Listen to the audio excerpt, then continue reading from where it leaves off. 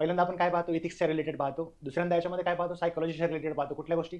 Ethics related काय पाहतो आपण? एथिक्स म्हणजे नीतिशास्त्र रिलेटेड आपण पाहतो. मानवी मूल्य, नीतिशास्त्र काय, खाजगी आयुष्यातील नीतिशास्त्र, खाजगी जीवनातील नीतिशास्त्र, सार्वजनिक जीवनातील नीतिशास्त्र, मानवी मूल्य, बालकांमध्ये, छोट्या बाळांमध्ये रुजवण्यामध्ये कुठल्या घटकांची भूमिका असते. मग फॅमिली असेल, त्याच्यासोबतच सोसायटल इन्स्टिट्यूशन असतील, रिलिजियस इन्स्टिट्यूशन असतील, एज्युकेशनल इन्स्टिट्यूशन असतील.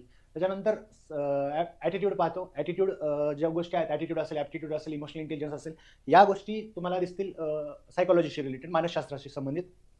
म्हणजे काय, अभिवृत्ती, अभियोग्यता आणि याच्यामध्ये भावनिक बुद्धिमत्ता.